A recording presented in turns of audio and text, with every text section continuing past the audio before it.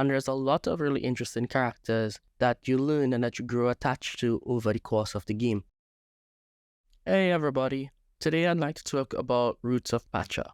Now, Roots of Patcha is basically Stardew Valley, but if Stardew Valley was set in like, I don't know, the Neolithic era or the Paleolithic era, I'm not really sure about how to describe that era, but it's basically prehistory. And honestly, it's actually really interesting because I first saw this game, I believe, at some random point. I think I just saw like a YouTube video or something. And I was like, okay, it looks really interesting. Initially, I had thought that Roots of Patcha was going to be like, oh, you just get dropped into a prehistory and you have to like do all the farming yourself. You have to like rear animals by yourself, so you have no help. So, you'd have no help from towns or villagers. So everything will have to be built by you. I thought it would be a really interesting way because I saw some of the building mechanics. Obviously, it's like, oh, there's pre-built buildings in the game's logic and that you could place anywhere. But after playing the game, I realized that that's not what it was about. You still have a group of villagers that you interact with, but there's more than just your village. There's other villagers as well in other, like, towns, kind of. It still carries a lot of that Stardew Valley magic. It have the dungeons, it have the mining areas, but there's a lot more puzzles in this, I think.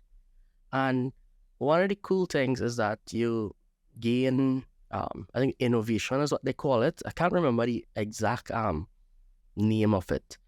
But basically, depending on the kinds of things that you do, you get these points, and these points are used to purchase items or contribute to the entire experience of living together in like a communal effort. And you use that to basically, research new technologies or build new buildings or create new tools and weapons. And then you use that to continue to improve the life of the villagers that you have around. But it feels pretty like good to do these things. Like, they spent a lot of time, like, it's a very narrative focused game. It's a very narrative driven game, I would say.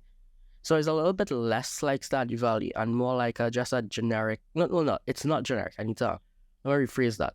The game has an interesting narrative. It's a very broad narrative that really carries you to different places, different locations. And there's a lot of really interesting characters that you learn and that you grow attached to over the course of the game. Now, I've only played maybe like 4 or 5 hours of this game, and I actually really enjoyed it. There's a demo on Steam, and I think you should probably try it out. The game is very narratively structured, so it's very much less open world, Stardew Valley style, wherein you can basically do whatever you want. This game has a very set narrative, and there's a quest system. So while it does borrow a lot from Stardew Valley in the way that its farming mechanics are handled, for the most part, the game it doesn't treat the farming as, say, afterthought. Is a very important aspect of the game. Farming to get food from the community. That's a very important thing. But it does place second to the actual story being told. And there's a lot of really cool and interesting things to discover.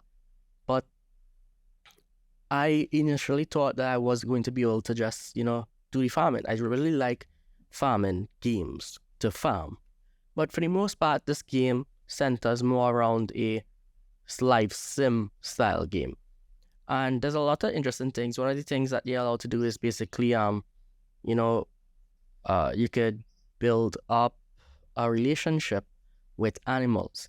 And you do that by playing a musical instrument, and every single animal has their own tone. There's a little mini rhythm game, and it's actually a lot of fun. There's one of these, I can't play it here, but it is an amazing soundtrack for one of those animals. And I was like, I kept doing it because all I wanted to do was hear it. There are other bigger rhythm style games later on in the game, but as I say, I didn't really encounter those as of yet. Again, 4 to 5 hours in. Overall, I really do enjoy this game, and I felt like this game has something to offer for those who enjoyed Stardew Valley but really wanted a more narrative-focused Stardew Valley.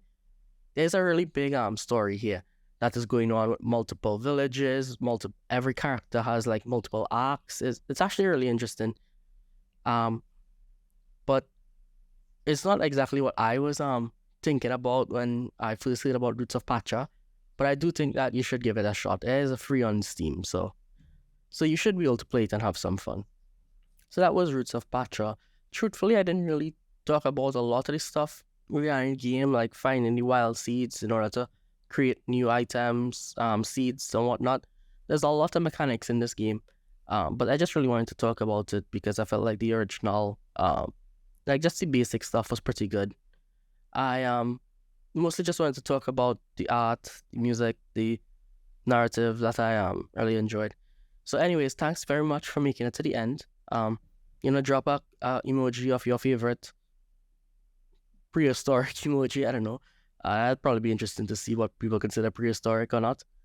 Anyways, if you enjoy these, subscribe, like. I have a whole bunch of these, like where I just talk about games. I also have a really large review coming up. That will be about 30 minutes. It's Spider-Man. So, thank you all very much for watching. Please subscribe. Please like. If you can, please subscribe to the Patreon as well. There's content there that I will be putting up. The Void call, and you all have answered.